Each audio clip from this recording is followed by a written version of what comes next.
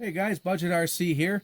This time we're bringing you something a little bit different than usual. I've not done any crawler videos before, and I've kind of gone a little bit crawler crazy lately. So I wanted to start incorporating that into the page.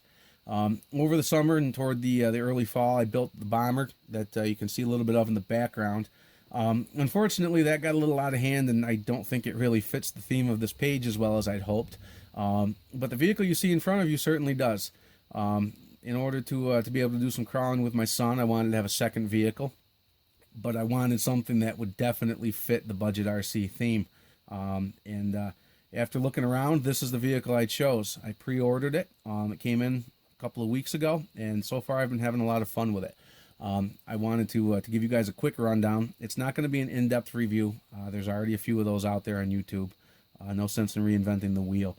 But I do want to give you, some information about what I like about it and what I don't like about it, so that you guys can get an idea of where the upgrades are going to end up going. We're going to definitely still keep this budget themed, and I've got some ideas with respect to what we're going to do for upgrades. I'll get to those in a minute, but first I just want to give a quick rundown of the vehicle and show you what I like and don't like. First of all, its appearance. I think overall it looks pretty good. I'm not completely thrilled with the body. I think it looks a little cartoonish, but I do like it. I had a silver Cherokee when I was in college, and this body certainly reminds me of that, and I do like it. I like the front and rear bumpers. I think they look great, and the bumpers even have spots for LEDs. The tires and wheels, I think, look fantastic. The Super Swamper tires are a nice aggressive look. These are a real beadlock wheel with an aluminum ring inside and out, and I really like how it looks. From a performance perspective, overall with this vehicle so far, I'm real impressed. I've been running it in box stock mode right down to the stock nickel metal battery, and it's been a lot of fun. Right out of the box, I think this is a completely usable vehicle, and at this price range, I think that's important.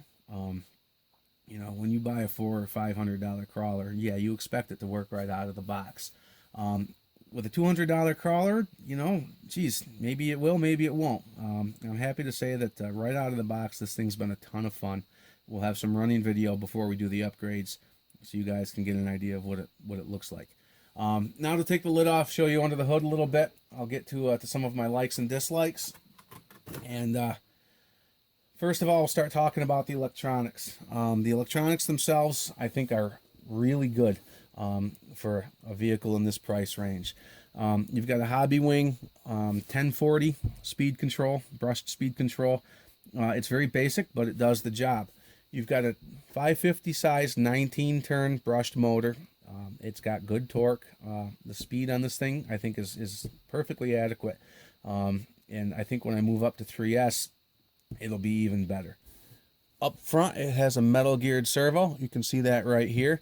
It's pretty slow, but it's got decent torque. Overall, I think this electronics package works really well. I've only run it so far on the nickel metal battery it came with. I think when I get to the LiPo, it's going to wake up even more. And in terms of the receiver and controller, it's your typical FlySky stuff. Anyone that's got FlySky, I'm sure this looks pretty familiar. For a $200 ready to run, I'm real happy with the radio. So moving on to the chassis, we'll start with the wheels and tires. Like I said, I love how they look, but from a performance perspective, I think these are really, really good tires for a ready to run. They're nice and sticky. They're soft. They've got foams in them that are soft but not too soft. The foams in my bomber are so soft that when I get on the rocks, the tire completely collapses. I have not had that happen with these so far. These seem to give enough support that even with weight on it, you can still see that the tire mostly maintains its shape. Overall, real happy with how they grip. I've used them in loose dirt and deep leaves since it's that time of year, and even on my rocks, they seem to go right up. Another great thing is that you've got all metal links. Your steering links and all of your suspension links are already metal. If you buy an SCX10 from Axial, the ready to run comes with all plastic links, and you can spend a good bit of money upgrading to metal links. It really keeps everything where it belongs. The shocks on the Sport model are a plastic bodied shock, but they do have aluminum caps. If you move up to the Pro model, it comes with aluminum bodied shocks. To be honest with you, as long as they're built right, I don't have any issues with plastic bodied shocks. As long as the inside is smooth and round, the piston's going to go up and down just as well in a plastic shock as it will in an aluminum shock. So that's not really a concern of mine. One thing that does concern me is that on the sport models, both of the diffs come with a plastic locker. That I really don't like. I understand that this is really a budget-oriented vehicle, but if you're going to give me a 550 can with decent torque, then you really need to be able to give me stronger lockers. One of the other major shortfalls on this vehicle, and it's kind of in the same vein, is that the transmission has plastic gears. We'll see how they hold up. I would have preferred metal gears. Hopefully they'll become available in the future. But more importantly, that there's no slipper clutch. And on a vehicle with plastic lockers, plastic transmission, I think that's a huge mistake. This is a big vehicle. You're going to get it bound up. You're going to end up torquing some of this plastic stuff. I think they might have been able to get away with all these plastic parts if they gave us a slipper clutch. I have the slipper clutch on my Bomber, and I actually keep it set pretty loose so that when I get stuck in the rocks, I don't end up tearing up parts. As I become a better driver, I may tighten it up more, but right now it's helping me save my drivetrain. I wish this had the same feature. I think it's kind of a big mistake from a reliability perspective not to have that. My only other real complaints with this vehicle, and I think these are much more minor, has to do with the suspension itself. The shocks themselves, I think, work great. If you look, it's got a nice slow rebound. I think these shocks are valved and oiled pretty well. I think it's really nice. The one complaint is that I think the rear might be a little bit too stiff. It definitely helps with torque twist, but it also limits articulation. I don't know if I need more articulation or not yet, but I do want to play with some of the shock settings and see if I can get things a little bit better. If I lift up this front here, you'll see that most of my articulation's coming from the front. The rear isn't moving very much at all. And that's about as much articulation as I get. So I get about 3 inches beneath the tire, which I don't think is bad. But I would maybe like try to get a little bit more flex out of the rear. The other issue is that the rear drive shaft bottoms out before the suspension does. If I bottom out the front suspension, you can see it works and actuates smoothly. If I do the same thing in the rear, what happens is I get to a certain point about right here. Now, I don't know if you'll see it on camera, but watch, the whole gearbox and everything starts to move. And that's because this drive shaft is bottoming out. Fortunately, that's going to be a real simple fix. A couple other real small shortcomings. As much as I like these bumpers, especially the front one, it sticks out so far that it really seems to be affecting my approach angle. But I can't really move it back as is because I'm already touching the bumper with articulation. The plan here is to try to move the bumper back and up, trim it a little bit, and try to find a good compromise. I'm going to try to do the same thing with the rear also. And then lastly, the only other thing, or the only other two things, one are the link geometry. There's not really a whole much we're going to be able to do about that, but I'm not sure how much it's going to affect capability yet either. If you look at an SCX-10, these outer links are mounted more inboard, and you get a crossing pattern between the upper and lower links. And I think when you have articulation, I think it just keeps things in a little bit better line. You don't get a whole lot of flex because things start to run out of room here. But again, without changing the skid plate, there's not really a whole lot you can do. I'm going to drive it like it is for now. And then lastly, I guess what my biggest complaint, other than the plastic lockers, is the steering angle. You don't have a lot of it. This is all you get for steering. And it's maybe 35 or 40 degrees of steering. This is definitely something we're going to need to address.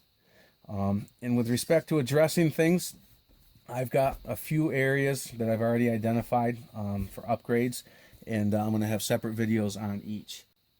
One of those is going to be what I call the free-ish upgrades. These are the things that we can upgrade cheaply or free.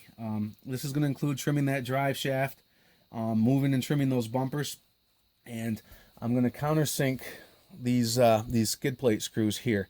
They stick down, and you can already see that I've managed to scrape the paint off of them already. I haven't really had any issues with them getting hung up, but I think this will glide over obstacles smoothly and more predictably if those are countersunk. That's a real cheap upgrade. If you have a countersink bit already, it's free, so long as you have a few spare screws around. Next, I want to do some cosmetic upgrades. That's going to include putting LEDs into the bumpers, and I also want to put some decals on the body. As much as I like this silver body, I think it's a little bit plain. It does come right from Redcat with decal sheets, so that you can go with either wood grain, white, or red two-tone on the side. What I've decided to do is take the same approach I did with my bomber. On my bomber, I did vinyl wrap, and this is the vinyl wrap I used. It's the Cryptek pattern. I've got black with some orange and the straight orange. I did a nice two-tone on the bomber. I'm real happy with how that looks. I figured this will help maintain some of that same theme. So we're going to trace the side pieces from the decals that are included, and we'll use some of the orange on the side. And I may try using the black on the hood just to give some contrast. Not totally sure yet, but I will have a video for that. Next, we're going to also look at reliability and durability, and my primary focus there will be upgrading to a slipper clutch. And additionally, we are also going to upgrade to the metal lockers that come in the Pro, and we're going to upgrade to the CVA front axles that come in the Pro. I think all of that, and perhaps drive shafts if needed, will help quite a bit with long-term durability on this vehicle. Next is capability. That's going to include just playing with shocks, maybe some springs, maybe playing with some link mounts. Not sure where we're going to go with that. That's probably going to be toward the end of the upgrades. And lastly, at least on my list, not in terms of when we're going to do it, is going to be steering upgrade. I've got a new servo, although I want to stick with this servo for now. I've got a BEC that I want to use to try to get some better power to the servos. And I'm also going to work on steering angle. And my goal for all of this is to keep the total cost of this vehicle under $300. So I think even after the upgrades, this vehicle is going to be a really good performing vehicle for not a lot of money. I think it's really going to fit the theme of this page well. I hope you guys stick around. I hope you're interested. I know the crawler scene is getting huge. My son and I are having a ton of fun with it. And I think for the money, this vehicle really fits well with what we want to do with them. So now I'm going to give you guys a little bit of a running video just to show you what it's like, box stock battery and all. And then I hope you guys follow along as we go through some of the upgrades. If you have any questions, please put them below, and I'll do my best to answer them right away. Thanks very much.